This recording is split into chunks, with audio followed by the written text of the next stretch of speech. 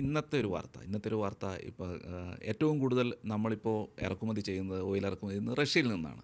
അപ്പോൾ ഇതിനിടയിലൊക്കെ റഷ്യയിൽ നിന്ന് ഇറക്കുമതി ചെയ്താൽ അത് പ്രശ്നം, ഇത് പ്രശ്നം, നമ്മൾ നിർത്തി റഷ്യയിൽ നിന്ന് ഇറക്കുമതി ചെയ്യുന്നില്ല, അല്ലെങ്കിൽ ഞാൻ പറഞ്ഞിട്ടുണ്ട് റഷ്യയിൽ നിന്ന് ഇറക്കുമതി ചെയ്തോളാൻ, 2 ആഴ്ച കഴിഞ്ഞ് നിർത്തിക്കോളാൻ പറഞ്ഞു. ഇങ്ങനെയൊക്കെയാണ് പ്രസ്താവന വരുന്നത്. അങ്ങനെ പ്രസ്താവന വരുന്നത് ഇന്ത്യ മറുപടി കൊടുക്കുന്നില്ല. അതേസമയം റഷ്യയിൽ നിന്ന് ഇറക്കുമതി നിർബാധം തുടരുകയും ചെയ്യുകയാണ്. പക്ഷേ ഇത് പുറത്തു വരുമ്പോൾ, രാഷ്ട്രീയമായിട്ട് പ്രചാരണങ്ങളിലേക്ക് വരുമ്പോൾ, അത് കേന്ദ്ര സർക്കാരിനെതിരെയോ അല്ലെങ്കിൽ പ്രധാനമന്ത്രിക്കെതിരെയോ ആയിട്ട് വരികയും ചെയ്യുന്നു. പക്ഷേ റഷ്യയിൽ നിന്ന് ഇറക്കുമതി ഈ മാസം ഏറ്റവും കൂടുതൽ റഷ്യയിൽ നിന്നാണ് ഈ വാർത്തയും വരുന്നു. ഈ നമ്മൾ അന്താരാഷ്ട്ര ബന്ധങ്ങളിലുള്ള കാര്യങ്ങൾ നമ്മുടെ രാഷ്ട്രീയത്തിൻ്റെ ഡൊമസ്റ്റിക് പോളിറ്റിക്സ്, ആഭ്യന്തര രാഷ്ട്രീയത്തിൻ്റെ ഭാഗമാക്കുമ്പോൾ ഉണ്ടാകുന്ന വിനയങ്ങളാണ്. അത് പണ്ടൊന്നും ഇത് അങ്ങനെ ഇത്ര ഇതായിട്ട് ചെയ്യാറുണ്ടായില്ല. കാരണം സർക്കാരാണ്, ജനങ്ങളാൽ തിരഞ്ഞെടുക്കപ്പെട്ട സർക്കാരാണ് നമ്മുടെ വിദേശകാര്യ ബന്ധം ചെയ്യേണ്ടത്. കാരണം വിദേശകാര്യ ബന്ധം നമ്മൾ മാത്രം തീരുമാനിക്കുന്ന കാര്യമല്ല, വേറെ പല ഘടകങ്ങൾ. ഇപ്പോൾ നമ്മൾ പറയില്ലേ, നമ്മൾ ആരെങ്കിലും വിചാരിച്ചോ ഹമാസ് കയറി ഇസ്രയേലിനെ ആക്രമിക്കുന്നു, പ്രതീക്ഷിച്ചില്ല. അല്ലെങ്കിൽ റഷ്യ കയറി യുക്രൈനോട് യുദ്ധം ചെയ്യുന്നു വിചാരിച്ചു. അപ്പോൾ യുക്രൈൻ ഇത്രയും കാലം വിചാരിച്ചില്ല. അപ്പോൾ നമ്മുടെ ഒന്നും കയ്യിലിരിക്കുന്ന കാര്യങ്ങളല്ല പലതും ഉണ്ടാവുന്നത്. അപ്പോൾ അതുകൊണ്ട് തന്നെ അവിടെ നടക്കുന്ന ഇതിനോട് പ്രതികരിക്കുക എന്നുള്ള സർക്കാർ ജനങ്ങൾക്ക് എന്താണ് നല്ലതെന്ന് ആലോചിച്ച് ആണ് സർക്കാർ ചെയ്യുന്നത്. അപ്പോൾ അമേരിക്ക പറഞ്ഞപ്പോൾ ഉടനെ ഞങ്ങൾ അങ്ങനെയല്ല ചെയ്യുന്നത് പറയേണ്ട ആവശ്യമില്ല. പക്ഷേ നമുക്ക് ഇഷ്ടമുള്ള രീതിയിലുള്ള സ്രോതസ്സുകളിൽ നിന്ന് മേടിക്കാൻ നമുക്ക് അധികാരമുണ്ട്. അത് നമ്മൾ ഒരിക്കലും അടിയറവ് പറഞ്ഞിട്ടില്ല എന്നിപ്പോൾ തെളിയിക്കുന്നു. അപ്പോൾ ആഭ്യന്തര രാഷ്ട്രീയത്തിൽ അതിനെപ്പറ്റിയുള്ള ചർച്ചകൾ വരാതിരിക്കുകയാണ് കൂടുതൽ ഉചിതമെന്ന് ഞാൻ പറയുള്ളൂ. പക്ഷേ അത് നമ്മുടെ ഒരു ജനാധിപത്യ സംഹിതയിൽ അതെല്ലാം വരുന്നുണ്ട്. പക്ഷേ അവസാനമായിട്ട് ഇന്ത്യൻ സർക്കാർ ഇന്ത്യയിലെ ജനങ്ങൾക്ക് അവരുടെ നന്മയ്ക്ക് ലക്ഷ്യമായിട്ടുള്ള തീരുമാനങ്ങൾ തന്നെയാണ് എടുക്കുന്നതെന്ന് ഇതിൽ നമുക്ക് മനസ്സിലാക്കാൻ സാധിക്കും.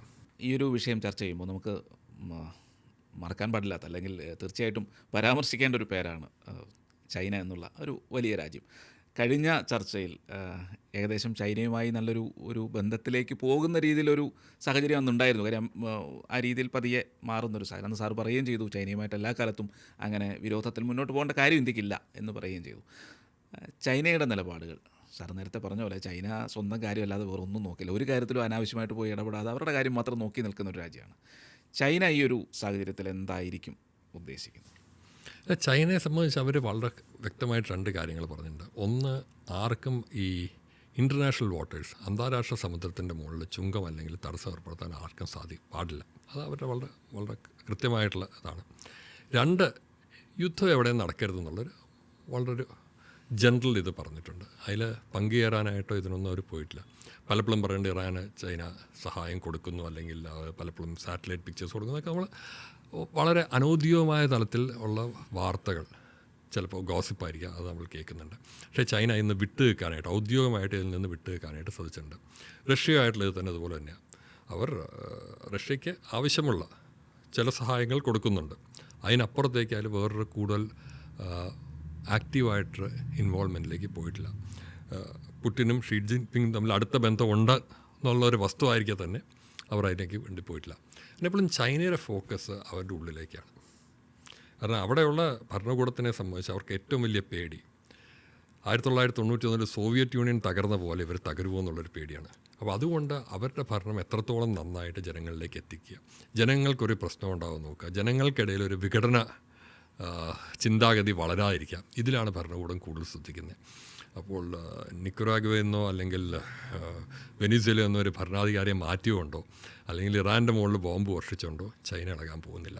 പക്ഷേ ഈ ഒരു ഇതില്ല. കാരണം കടലിടുക്കുകൾ വഴിയുള്ള ചരക്ക് നീക്കം മുടക്കുകയാണെങ്കിൽ നാളെ മലാക്ക തുരുത്തിലോ അത് വരാമെന്ന് അവർക്കറിയാം. അതുകൊണ്ടാണ് അവർ വളരെ ഇതായിട്ട് പറയുന്നത് അത് ചെയ്യാൻ പാടില്ല എന്ന്.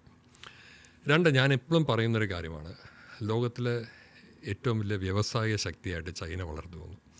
ഇന്ന് അവർക്ക് എല്ലാ സാങ്കേതിക വിദ്യയുടെ കാര്യത്തിൽ പല മേഖലകളിലും മുൻകൈയുണ്ട്. ഒരു കാലത്ത് അമേരിക്കയിൽ മാത്രം കുത്തുകയായിരുന്നു.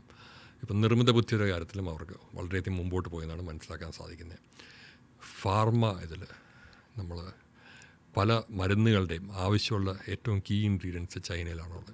അപ്പോൾ ഇതെല്ലാം ആകുമ്പോൾ നമുക്ക് ചൈനയായിട്ട് സഹകരിച്ച് മാത്രമേ മുമ്പോട്ട് പോകാൻ സാധിക്കുകയുള്ളൂ. ആ ഒരു വാണിജ്യ വ്യവസായ മേഖല സഹകരണത്തിനുള്ള ഒരു അന്തരീക്ഷം സർക്കാർ ഉണ്ടാക്കണം. അതിർത്തി തർക്കം നമ്മുടെ ഒന്നും ജീവിതകാലഘട്ടത്തിൽ പരിഹരിക്കാൻ പോകുമെന്ന് എനിക്ക് തോന്നുന്നില്ല. കാരണം അത്രയും കൂട്ടുപിണഞ്ഞ് കിടക്കുന്നൊരു വിഷയമാണ്.